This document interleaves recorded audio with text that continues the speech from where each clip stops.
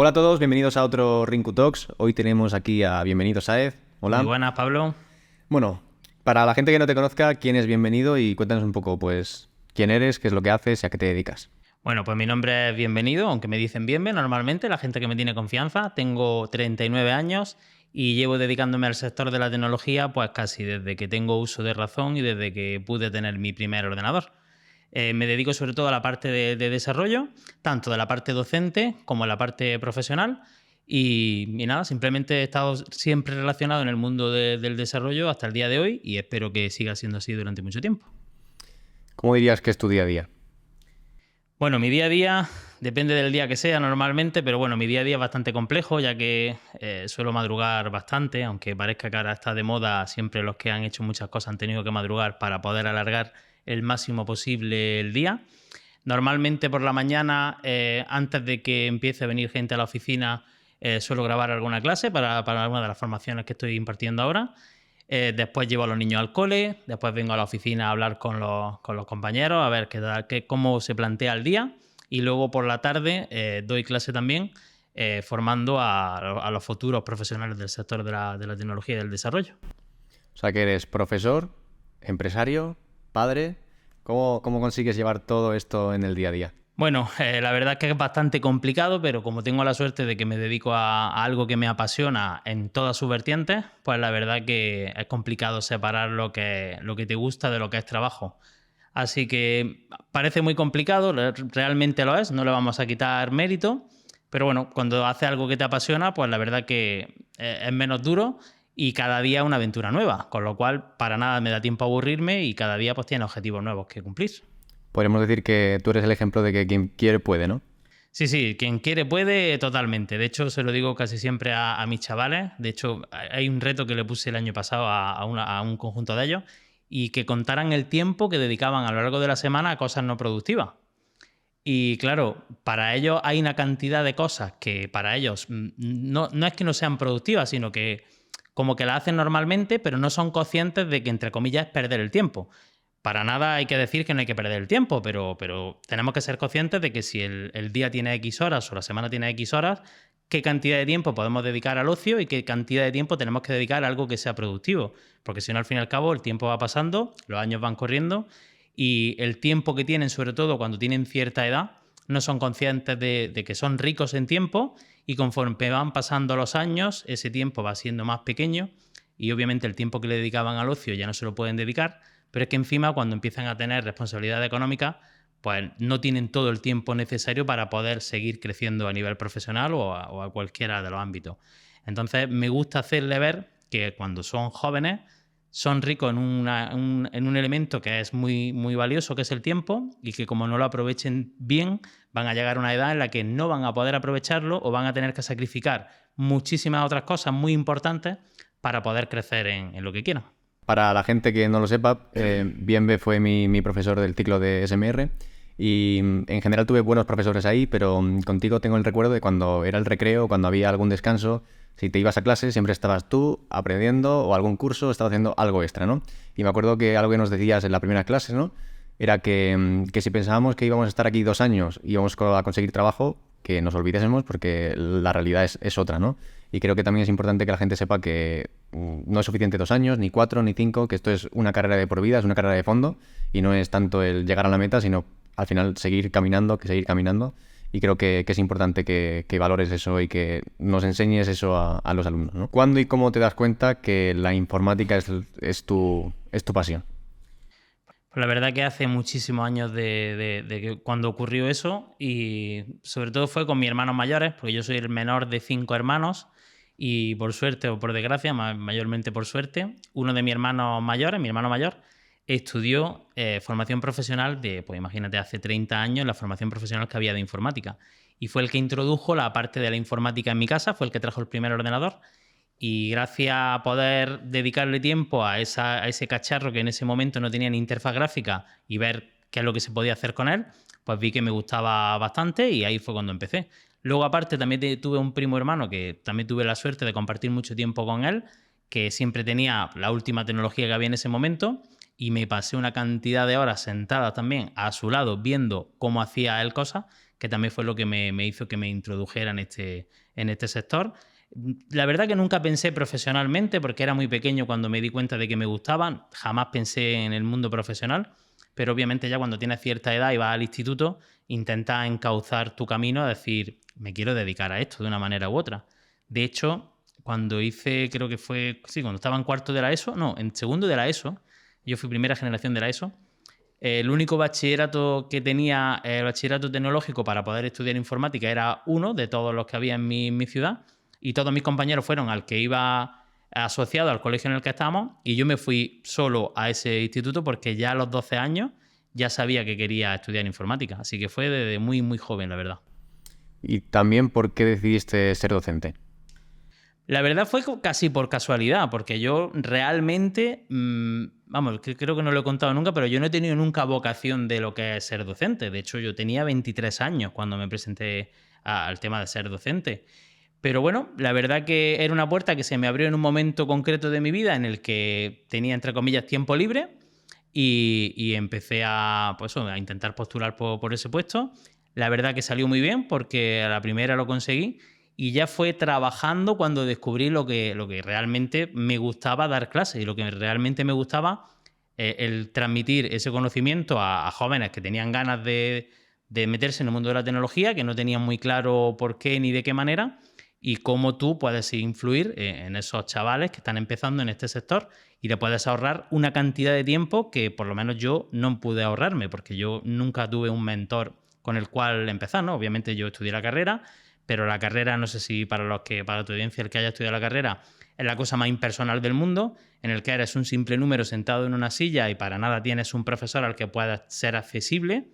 No es lo mismo, por ejemplo, que en un ciclo formativo de grado superior o en cualquier formación de estas privadas que tenemos, ¿no? Ahí eres un número y si apruebas bien y si no apruebas nada, así no le importas a nadie realmente, ¿no?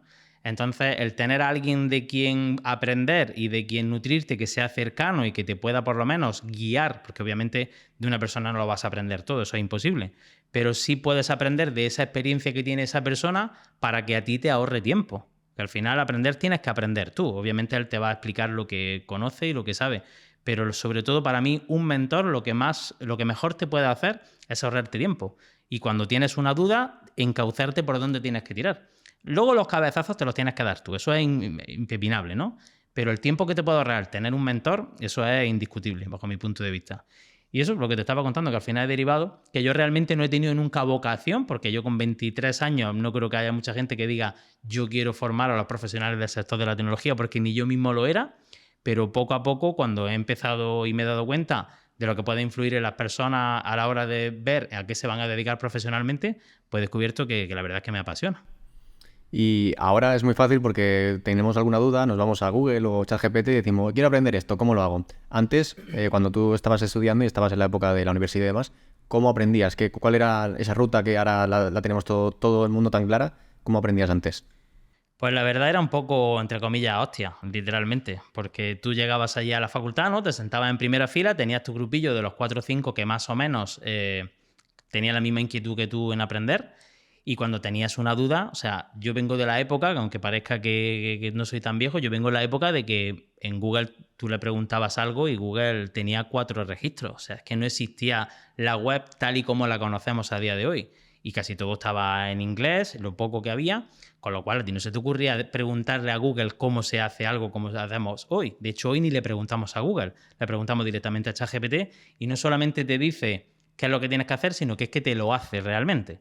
Tú tenías que irte a la biblioteca, ver un libro de programación. O sea, si no habéis visto alguna vez un libro de programación, por aquí hay algunos, pero hay libros que son de programación y tienen código impreso. O sea, no hay cosa más fea que el código impreso, porque eso son páginas y páginas y páginas de código inventado de aquella manera, con saltos de línea súper feos, y que para aprenderte algo pues era a fuerza de esfuerzo.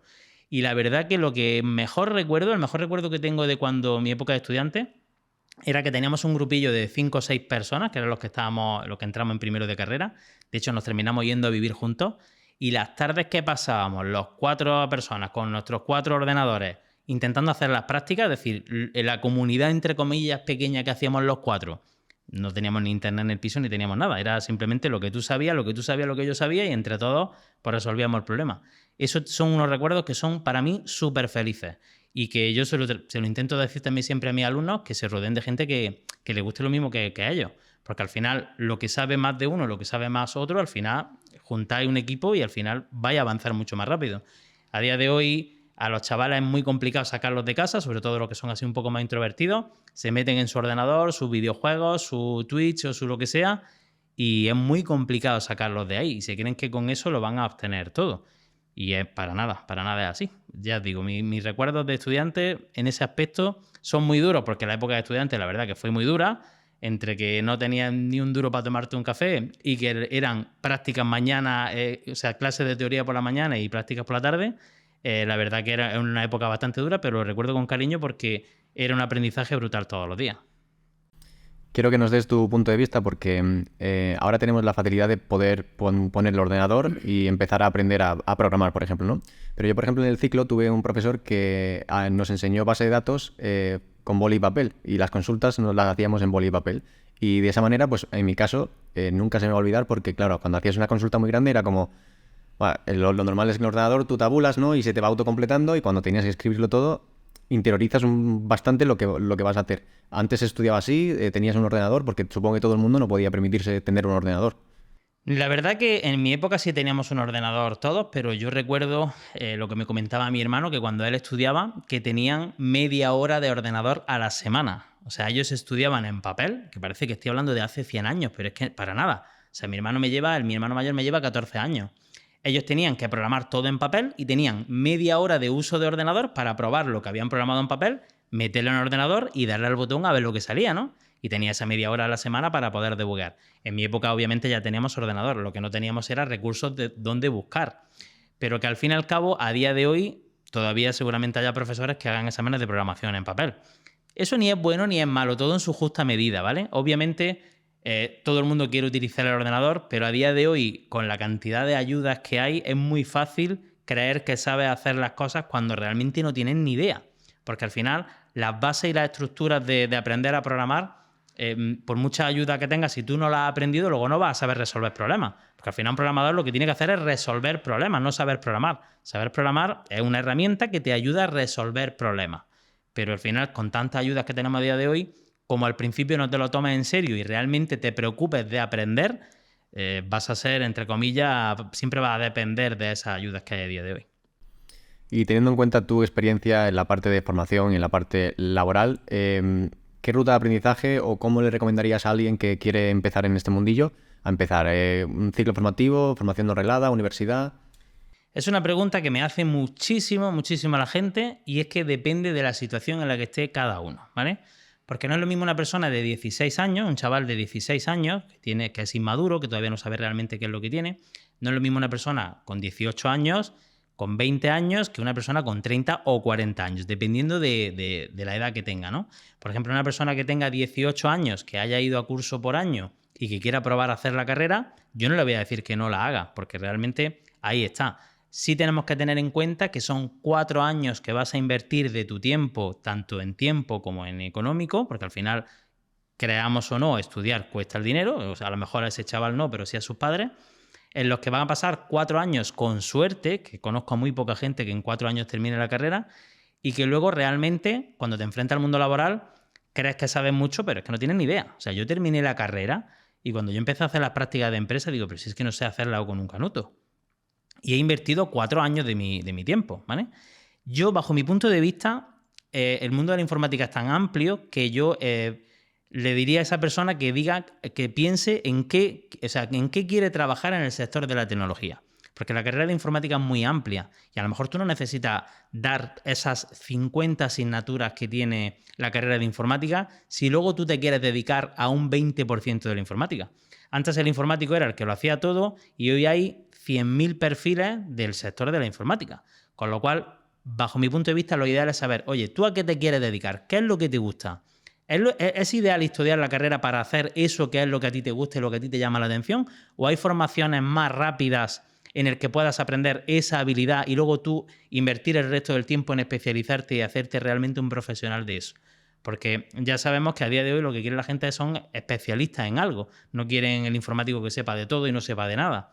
Entonces es mucho más rápido invertir en esos 4 años en formarte en algo y hacerte el mejor en eso que tirarte 4 años estudiando una carrera que es muy generalista, que luego vas a saber un poco de todo, que eso no quita que luego tú puedas aprender lo que tú quieras, pero esos 4 años invertidos en algo muy específico, o sea, es que eres el puñetero amo de ese sector en específico en el que te vas a especializar.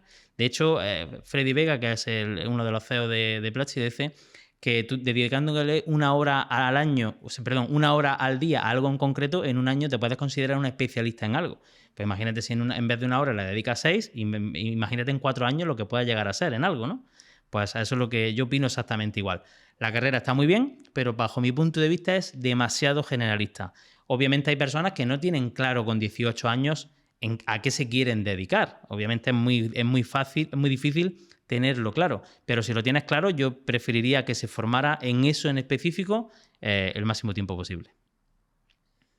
Y a colación también de eso, una cosa que tenemos a día de hoy, que en mi época no existía, y es que la cantidad de cursos que hay a día de hoy online creo que está democratizando la forma en la que tú te vas a educar. Porque antes tú vas al instituto que te toca, a la universidad que te toca, que es la más cercana que está a tu población, y te dan los profesores que están en esa universidad porque les ha tocado. A día de hoy tenemos la facilidad de formarnos con quien nosotros queremos. Y eso creo que es fundamental. Porque no solamente tenemos que aprender habilidades técnicas, sino que si te la transmite alguien que realmente conecta contigo y ves que te lo va a transmitir de la mejor manera, a día de hoy tenemos las herramientas para formarte con quien tú quieras. Y eso en mi época no existía. O sea, tú ibas al sitio que te tocaba. De hecho, siempre ha habido la gente que iba a los colegios, o bien más que eran de pago o eran privados, o los que estaban en una mejor localización geográfica, tenían acceso a mejor educación. A día de hoy ese sesgo se ha quitado. ¿Por qué? Pues porque podemos formarnos con quien queramos y de donde queramos, de cualquier parte del mundo. Y creo que eso es una ventaja para poder formarnos realmente en lo que queramos y con quien queramos. ¿Y qué opinión tienes de los profesores, por ejemplo, de la formación reglada? Porque se habla mucho de que los profesores están desactualizados, que realmente no tienen mucho conocimiento del sector laboral real, y al final lo que enseñan pues no sirve. ¿Qué piensas tú que tienes más contacto con...? Pues tengo opiniones contradictorias, por así decirlo, porque muchas veces los propios alumnos culpan a los profesores de que no están actualizados. Y es realmente, o sea, tienen parte de razón, pero también tienen parte de razón los profesores que, como no están en el mundo laboral, es muy complicado estar al día en el sector laboral, con lo cual es muy complicado estar al día. Y en el sector de la informática esto avanza tan rápido que es a los propios profesionales que les cuesta trabajo estar al día. Pues imagínate a una persona que no está en el mundo, que no está operando en el día a día y que está solamente para dar clases. Imaginaos lo difícil que es estar al día. De hecho, un profesional que esté trabajando, si siempre hace las mismas tareas, en 5 años es muy fácil quedarse atrás. Pues imaginaros un profesor que al fin y al cabo un año da una asignatura, otro año da otra asignatura, y volvemos a la conversación de antes. La informática es tan grande que un profesor lo mismo te está dando base de datos, que te da programación, que te da sistemas operativos, que te da hardware. A mí me pones ahora a dar hardware que llevo desde 2008 con un Mac y yo no he abierto un ordenador desde 2008. O sea, es imposible que yo esté al día de los chipsets que están al día de hoy, de las placas madre que son las más punteras, de las tarjetas gráficas. Es imposible, porque al fin y al cabo la informática es tan grande que a mí me gusta una parte de ella, no me gusta todo. Entonces, es normal que puedan decir eso, pero también es comprensible y tienen que comprender de que un profesor de informática puede dar cualquier cosa de la informática y no es imposible que sea un experto en cada cosa. También veo ahora, echando la perspectiva atrás, ¿no? Y con un poco más de experiencia, que al final lo importante también de un profesor es que sepa enseñar, porque muchas veces lo que buscamos de un profesional o de un profesor es que nos enseñe bien, ¿no? Y yo, por ejemplo, tengo recuerdos de profesores que he tenido de materias que no me han gustado, pero eran tan buenos enseñando que me enseñaban algo y decía, jolín, esto a lo mejor lo he visto durante 2 años, no tenía ni idea, y viene esta persona y en 3 minutos, que sabe cómo explicarlo, me lo enseña. Y no importa tanto que si es la mejor tecnología o la más novedosa, porque eso ya lo puedo aprender yo solo, enseñándome lo que él me ha enseñado, ¿no? Creo que también... Sí, es fundamental. De hecho, al fin y al cabo, una cosa es la tecnología en sí y otra cosa es la persona que te la está transmitiendo. Entonces, depende de también el manejo que tenga esa persona y la experiencia que tenga a la hora de formar. Eso se nota muchísimo, imparta las clases que imparta. Porque la experiencia a la hora de ser docente, de hecho yo cuando empecé hace 15 años, las clases que yo daba hace 15 años no tienen nada que ver con las clases que yo doy hoy. ¿Por qué? Porque yo ya me he enfrentado a alumnos año tras año y sé cómo explicar las cosas para que realmente asegurarme de que lo hayan entendido. No es lo mismo que, por ejemplo, tú te pones a ver un vídeo de YouTube o cualquier cosa que a día de hoy dice que todo el mundo puede aprender cualquier cosa, sí, pero no transmite lo mismo una persona que otra, ni una persona puede ser tope de gama en una tecnología, pero a lo mejor no sabe transmitirla ni sabe enseñarla. Y eso es fundamental, porque es que si no, de nada sirve ser el mejor en algo. Y hablando de IA, que está ahora tan de moda, ¿cómo ha afectado la IA en las clases, a ti como profesor, en los alumnos también? Eso es una cuestión que tenemos que tener muy en cuenta, muy en cuenta. La verdad que en mi sector no tenemos esa dificultad porque al final yo siempre ya al final evalúo por proyectos, no evalúo por conocimientos, pero sí es verdad que, por ejemplo, en bachillerato y en otros niveles más inferiores que están haciendo los típicos trabajos, hazme un trabajo de lo que sea o resuélveme este problema que tengo. Como no cambia los sistemas de evaluación, al final no vas a comprobar si realmente ese alumno ha aprendido o no ha aprendido.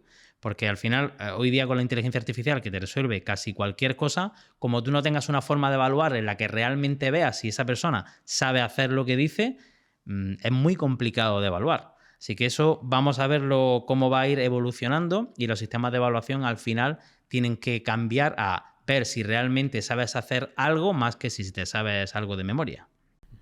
¿Cómo ves a los alumnos de hoy en día, tú que los ves que tienen 17 años, 18 años y están en un momento muy complicado de su vida, con muchos cambios, son a lo mejor quizás inmaduros, aún no saben todavía lo que quieren? ¿Cómo los ves y qué consejos le darías para esa persona que está empezando a estudiar pero pues no sabe qué hacer y está pues, pasando un poco el tiempo? Lo mejor, o sea, para mí lo mejor es ver cosas diferentes. Es decir, salir un poco lo que siempre se dice de tu zona de confort. No me refiero a la zona de confort, sino a lo que siempre, o sea, si te rodeas siempre de las mismas personas, siempre te vas a rodear de los mismos estímulos. Hasta que no vas a otro sitio y te rodeas de otro tipo de personas, o vas a eventos, o consumes contenido diferente al que consumes siempre, no vas a descubrir cosas que te puedan llamar la atención. Porque al final, si siempre nos rodeamos de las mismas personas, no salimos de ese círculo y siempre vamos a ver las mismas cosas. Mi consejo es, lo primero, que salgan a la calle. Eso para empezar, que parece que es una tontería, pero tienen que salir a la calle. Y lo segundo es que intenten ver qué comunidades hay a lo largo de donde esas personas viven y que vayan a eventos presenciales de diferentes sectores. Hay sectores del marketing, del arte, de la tecnología, de la programación, de la fotografía, de lo que sea. Y ahí es donde van a averiguar y van a descubrir si realmente algo a lo que no tienen un estímulo diario le llama la atención o no. Pues tú puedes tener una idea de decir, no, yo es que quiero ser antropólogo forense. Ok, me voy a meter en la carrera y voy a estar 4 años y cuando vaya mi primer caso a las prácticas voy a decir, pues esto no es lo que a mí me gustaba. Ok, pues has tirado 4 años de tu tiempo porque realmente tú no sabías si realmente eso era lo que a ti te gustaba. Hasta que no has hablado con alguien que se dedica profesionalmente a ello, no has visto una charla sobre ese tema en concreto, o no te has rodeado de personas que se dediquen a eso, no sabes realmente si te gusta. Entonces, con 18 años es muy difícil escoger qué te puede, o sea, qué es lo que te quieres dedicar. Cuanto más estímulo y cuantas más personas conozcas, cuanto más profesionales te rodees, es más fácil saber si te quieres dedicar a eso o no. Yo pienso también que la frase de aprende rápido, falla rápido, porque mientras antes falles y mientras antes pruebes, te vas a dar cuenta que es lo tuyo o no es lo tuyo y es tiempo que vas a invertir en otra cosa que quizás te guste, ¿no? Sí, eso como en el sector de los emprendedores pasa eso, ¿no? Dice, cuanto antes falles, antes aprendes y antes corriges ese fallo. Pues con los estudios pasa exactamente igual.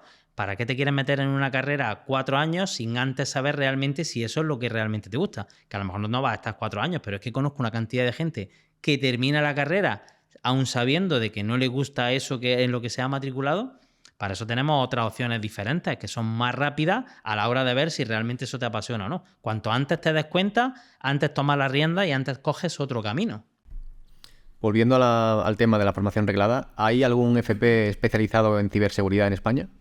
FP como tal no, lo que es un máster o un curso de especialización que se hace una vez que terminas un grado superior, como por ejemplo puede ser DAO o DAN, y hay un curso de especialización de 1 año. Lo que pasa es que lleva muy poco tiempo, o sea, creo que son 3 años o algo por el estilo. Hay muy pocos centros donde lo imparten. Y una de las cosas más problemáticas que le veo yo a los cursos de especialización oficiales es que como no pueden, o sea, no contratan a profesores externos, los nutren de los mismos profesores que tienen a día de hoy. Y claro, esos profesores, imaginaros que yo he terminado la carrera hace 15 años o 20 años, yo terminé la carrera hace 20 años y a mí me ponen a dar ahora un curso de especialización en ciberseguridad. Imaginaros qué clases de ciberseguridad puedo dar yo, que no he estudiado ciberseguridad en la vida. Entonces, es normal, obviamente eso pasa toda la vida. Cuando salió la carrera de informática, ¿quién daba la carrera de informática si no existía la carrera de informáticos? Lo daban matemáticos. Pues en esto pasa exactamente igual.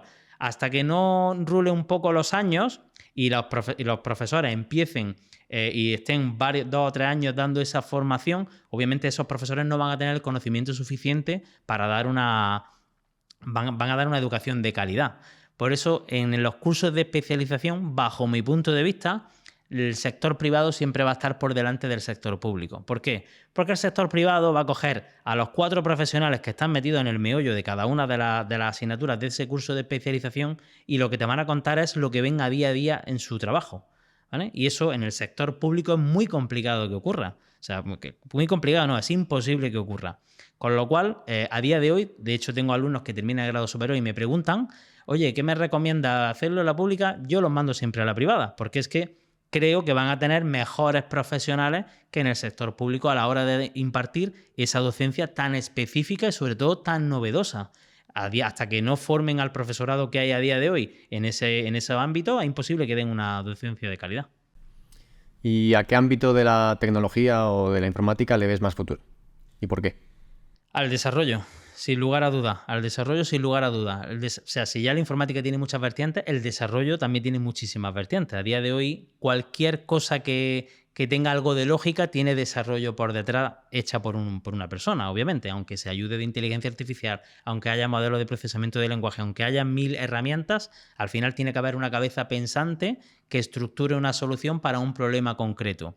Y eso nunca se va a acabar. Porque al final las empresas van a tener problemas, las entidades públicas van a tener problemas y que van a ser resueltas de forma programática por programadores.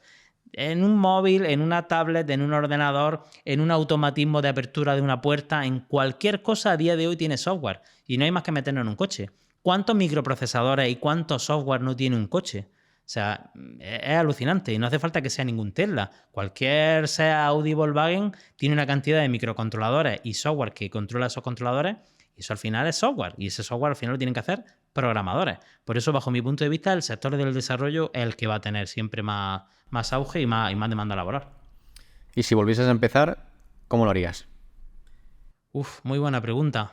Lo que pasa es que como ha pasado ya tanto tiempo, es muy complicado. O sea, depende del punto temporal en el que yo estuviera. Es complicado, la verdad que es complicado. Por ejemplo, ¿harías la universidad o irías directamente a un ciclo si en esa época había o irías directamente a...? Yo a día de hoy, con 18 años, obviamente no había la oferta que hay a día de hoy de ciclos formativos, porque la verdad que como la informática ha ido creciendo tanto, han ido abriendo mucha más oferta a la hora de centros. Yo creo que me decantaría por la formación profesional. Eso sí, sin dejar de lado el autoaprendizaje, ya sean concursos privados, concursos con YouTube, con lo que sea. Pero yo creo que tiraría más por la formación profesional. Porque la formación profesional también tiene asignaturas de todos los ámbitos, también te presentan de forma muy rápida todos los ámbitos y ya puedes ver por lo menos qué es lo que te gusta. ¿Vale? Si a mí me gustan las bases de datos y quiero ser un especialista en bases de datos, ya me buscaré yo luego la formación específica de bases de datos. No necesito 4 años de una carrera, que muy pocos se lo sacan en 4 años, o sea, muy poco. De hecho, yo conozco muy pocas personas que se la han sacado en 4 años. Si me quiero dedicar a las bases de datos, será mejor invertir el tiempo en lo que realmente he visto ya que me gusta y lo que me quiero dedicar. Así que yo creo que a día de hoy me tiraría más por la formación profesional y el autoaprendizaje de concursos privados o con lo que sea, porque ahí voy a coger algo que sea relacionado con lo que a mí me guste realmente. Pensad que la carrera de informática, de 11 asignaturas que hay en primero, 6 asignaturas son comunes con la carrera de matemáticas. Y realmente, o sea, yo me harté de matemáticas, pero yo a día, en el día a día de un programador, no necesitas tanta matemática. Cuando vas a hacer algo concreto, pues ves las matemáticas concretas de ese problema que tienes que resolver y te ayuda, ok, pero no necesitamos tantas matemáticas para hacer luego programas normales de a pie, ¿vale? Y hablando de formación profesional, ahora está muy de moda, ¿no? El hazte full stack en 3 meses, en 6 meses, en un mes. ¿Qué piensas de este tipo de formación que se ve tanto a día de hoy? Vale, tenemos que diferenciar sobre todo lo que es un bootcamp de lo que es, por ejemplo, un máster en el que tú te puedes, por así decirlo, regular el tiempo en lo que tú quieras. Un bootcamp es una formación que normalmente es presencial, ¿vale? Que suelen tenerla entre 4, 5, 6 meses como muchísimo, en las que tienen unas 8 horas de clase al día o 6 horas de clase al día y en los que van a un nivel de exigencia que es brutal. Ese tipo de formaciones, aunque parezcan que están súper bien, obviamente, porque la verdad que tienen muy buena pinta, son muy complicadas para personas que no tengan ya una destreza ya trabajada. ¿Por qué? Porque tiene un nivel de exigencia súper alto y es que cualquier persona no está preparada para asimilar 6, 7 u 8 horas de conocimiento diario. Por eso se llaman bootcamp, ¿no? De ahí viene del tema militar, en el que era como si fuera un entrenamiento militar, pero relacionado con la programación. Ese tipo de formaciones yo solamente se la aconsejaría a aquellas personas que realmente ya tienen una habilidad, tienen unos conocimientos y lo que te van a dar ahí es un poco de conocimiento de cada uno de los sectores para que sepas hacer las 4 cosas indispensables en cada uno de los sectores y que tengas un conocimiento amplio para luego tú poder desarrollarlo.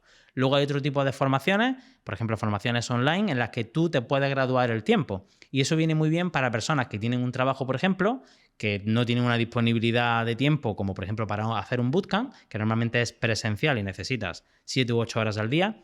¿Quién tiene 7 u 8 horas al día para una formación? O sea, una persona que tenga un trabajo, que tenga familia o que tenga una responsabilidad económica, ya te digo que no. Eso lo tiene un chaval que en vez de estudiar la carrera se mete en un bootcamp y si es capaz de aguantar el ritmo, ok, genial, ¿no?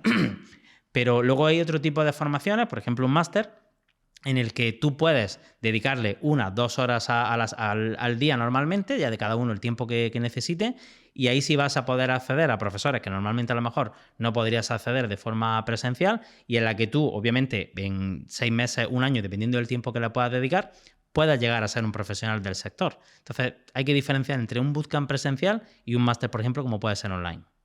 ¿Hay alguna formación que puedas recomendar? Hombre, formaciones hay de muchísimos ámbitos. Hay formaciones que son cursos concretos, como por ejemplo puedes encontrar en Udemy, en cualquier plataforma de cursos. Luego hay formaciones, como por ejemplo hay ciclos formativos que también están en el sector privado, que también los puedes cursar de forma presencial. Y luego están las grandes escuelas de formación, como por ejemplo puede ser Platzi, Coursera, que tienen como diferentes carreras que también se pueden hacer. Y luego hay másteres privados, como por ejemplo yo estoy colaborando con Conquer, que tiene un máster de desarrollo full stack, otro de desarrollo blockchain y otro de inteligencia artificial, en el que vas a tener un catálogo de profesionales del sector de cada uno de los ámbitos del desarrollo full stack y del desarrollo blockchain e inteligencia artificial, y en el que tú a tu ritmo puedes ver el tiempo que puedes dedicarle al día y este tipo de formación te firma por contrato un empleo una vez que te certificas con ellos. Así que a día de hoy hay tal cantidad de oferta a la hora de formarte que puedes elegir la que tú necesites, la que tú veas conveniente. ¿Por qué además de estar como docente decides tener tus propios proyectos? La verdad es que me enriquece tener, colaborar con empresas y ver otras cosas que no sea simplemente las clases, porque eso al final me nutre a mí y por consiguiente nutre a mis alumnos. Es decir, yo cuando estoy con mis alumnos, ellos están viendo lo que a día de hoy se está haciendo en la industria. Y eso yo creo que para ellos es fantástico, porque cuando ellos luego se van a las prácticas, dicen, joder, es que esto es lo que me estaba explicando en las clases, porque es que lo veo a día de hoy. De hecho, el otro día había una antigua alumna que ya está trabajando y me recordó, dice, ¿a cuánto me acuerdo de hace 6 años casi cuando le hablé de Docker? Cuando Docker era una palabra que la gente no tenía ni idea de lo que era. Pues a día de hoy da gracias de eso, ¿por qué? Porque la empresa en la que luego al final he terminado trabajando lo utilizan en su día a día. ¿Y eso por qué lo sabía yo? Pues porque estoy en contacto con empresas y estoy en contacto con la industria a día de hoy. Es muy complicado que un profesor que únicamente dé clases pues esté en contacto de lo que se está haciendo a día de hoy la industria. Y eso, por consiguiente, mi alumno se le ve reflejado. Tú ves, en este caso, por ejemplo, has dicho de una alumna tuya, ves a recién graduados. ¿qué consejos le darías para su primera experiencia laboral? Para su primera experiencia laboral siempre se lo digo, la primera experiencia laboral es la barrera más grande que van a tener. ¿Por qué? Porque en una primera experiencia laboral ellos acaban de terminar de estudiar, no tienen ningún tipo de experiencia y va a ser el primer trabajo el más complicado de hacer. Yo siempre le digo que cojan lo primero, o sea, no lo primero que pillen, sino que previamente, antes de enfrentarse al mundo laboral, intenten ver a qué se quieren dedicar, porque empresas de tecnología hay de casi cualquier tipo, y que ellos hagan un poco de prospección para cuando van a empezar a buscar trabajo, a hacer sus primeras prácticas, que sean ellos los que elijan dónde hacerlo. Porque ¿quién mejor que tú va a elegir a la empresa en la que tú quieres entrar? Y otra cosa que les digo es que no vayan a la empresa simplemente con su título, porque al final los títulos, vamos, aunque no lo creáis, no sirven absolutamente para nada. Un título a día de hoy lo único que dice es que tú has cursado esa asignatura y que la has pasado, ok, pero un título a día de hoy te lo pide casi cualquier entidad.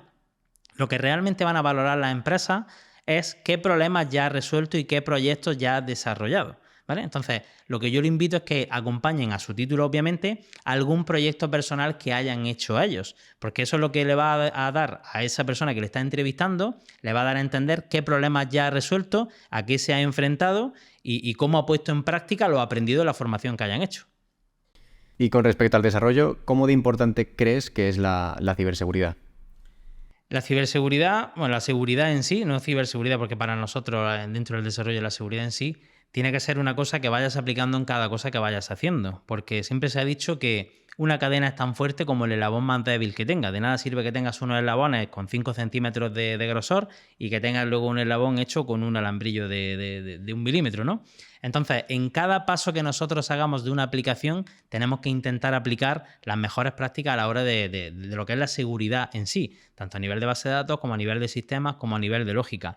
Obviamente, un desarrollador no es un especialista en seguridad ni en ciberseguridad, pero para eso están los profesionales como el que te estás convirtiendo tú, en el que son las personas que intentan atacar a esas aplicaciones que lo ha hecho un desarrollador para ver si ha cumplido con los mínimos exigibles para que una herramienta sea lo más segura posible.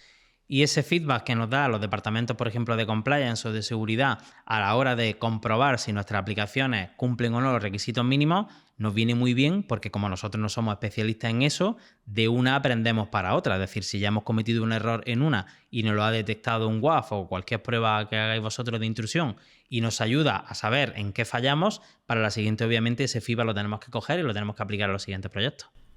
Algo muy interesante de tu perfil también es que estás muy metido en el tema blockchain. ¿Por qué después de 15 años de experiencia en el desarrollo, con la docencia y demás, decides, oye, quiero meterme en esta nueva tecnología desde cero, a ver qué tal? La verdad que yo descubrí la blockchain en el 2021, o sea que tampoco realmente no hace mucho. Obviamente Bitcoin sí lleva sonando muchísimo tiempo, pero lo que es la tecnología blockchain, que es lo que hace que Bitcoin sea lo que es a día de hoy, yo la descubrí en 2021 y descubrí que hay un pequeño sector en el mundo del desarrollo que es para desarrollar para que esa tecnología blockchain funcione y para poder desarrollar aplicaciones que utilicen la blockchain. Cuando yo empecé a ver eso y vi las posibilidades que tenía a día de hoy la blockchain, de hecho en mi canal tengo unos pequeños vídeos que empecé a hacer de lo que es el diccionario blockchain, y vi las particularidades que tenía esa tecnología a la hora de guardar información y a la hora de hacerla inmutable e incorruptible, vi que eso lo vamos a ver impregnado en casi cualquier sistema que necesitemos para guardar información. Porque a día de hoy tú tienes tu casa y tu casa es tuya porque en el registro hay un apunte que dice que tú tienes tu casa. Pero si alguien en la base de datos del registro mercantil, del registro, modifica ese apunte, ahora ¿cómo demuestras tú que es tu casa? ¿Vale? ¿Eso qué significa? Que a día de hoy siempre tenemos que confiar en un tercero para saber que una información es real, ¿no? Es lo que damos por hecho. Con la tecnología blockchain eso va a desaparecer. No vamos a necesitar un tercero de confianza. Pues imaginaros la cantidad de cosas que se puede aplicar dicha tecnología.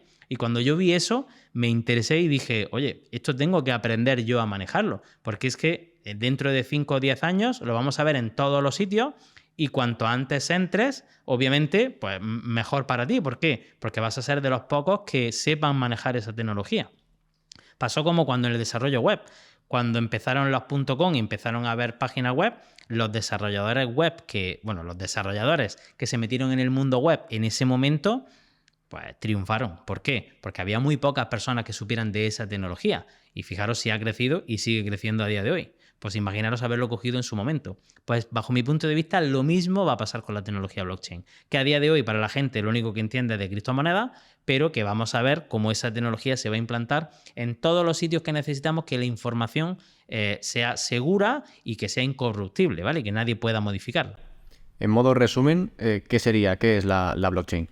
La blockchain, al modo resumen, muy resumen, sería un sistema para guardar información en el que no hay un servidor central, sino que hay una serie de nodos en el que cada nodo tiene una copia de esa información, los nodos no se conocen entre sí y que ninguno de ellos por sí solo puede modificar un registro, porque como el resto de nodos tienen una copia de cada uno de los registros, en cuanto se detecta que en uno de los nodos ha habido una modificación, el resto hace que ese nodo deje de participar en el sistema de consenso, con lo cual esa modificación que ha hecho en su registro no sirve para nada. De esta forma no necesitamos un tercero de confianza. De hecho, cualquier persona puede montar un nodo validador de los diferentes blockchain que existen sin conocer cuánto hay ni sin conocer al resto de nodos que son validadores y tú colaborar en ese registro de esa información, ¿vale? Para acabar, ¿cuál crees que sería el futuro de la blockchain? Porque mucha gente habla que puede ser el próximo Internet. ¿Qué opinión tienes tú sobre esto? No es que sea el próximo Internet. Para mí, a día de hoy, la blockchain es una forma en la que guardar información que sea de forma incorruptible y en la que nosotros podamos interactuar con Internet sin tener que prestar nuestra identidad, que eso es otra de las propiedades que va a poder utilizarse con el tema de la blockchain. Todo el sector de la Web3 en la que nosotros con nuestra wallet vamos a poder utilizarlo como si fuera nuestra identidad digital. Vamos a poder hacer, por ejemplo, un sistema de votación anónima en el que podamos votar en alguna decisión sin decir que somos nosotros, ¿vale? Que es lo que tiene el tema de la criptografía. Y como eso, va a haber un montón de aplicaciones que vamos a poder utilizar de forma totalmente descentralizada y sin tener ningún servidor central que al final sea el dueño de todos los datos. Y para acabar, ahora sí, unas preguntas rápidas. ¿Eres más de hardware o de software? De software. ¿Backend o frontend? Son amores reñidos. Yo diría que soy más de backend que de frontend, aunque disfruto también mucho con el frontend. ¿Formación de FP o ciclo o universidad? Formación profesional. ¿Formación física o virtual? Virtual. ¿Por qué?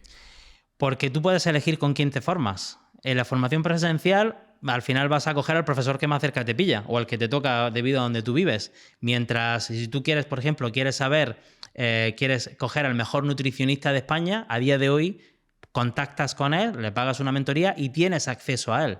Eso con un profesor de aquí al lado no, porque al final vas a acceder a los nutricionistas que están aquí en tu zona, al típico que hace la dieta o al típico que te hace una sesión de entrenamiento. Si quieres al mejor nutricionista, la única forma de poder acceder a él a día de hoy es de forma virtual.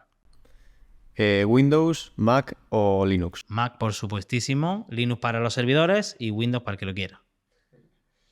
Y si tuvieses que programar en un solo lenguaje de por vida, ¿cuál sería? Python, sin lugar a duda. ¿Por qué? Porque con Python la sintaxis es preciosa, es muy fácil aprender a programar con él y es muy fácil transmitir ese aprendizaje de programación para una persona que no haya programado nunca. Y luego Python está metido en casi cualquier cosa. De hecho, casi toda la inteligencia artificial está hecha en Python. Hay interfaces gráficas hechas en Python que es una locura, es multiplataforma.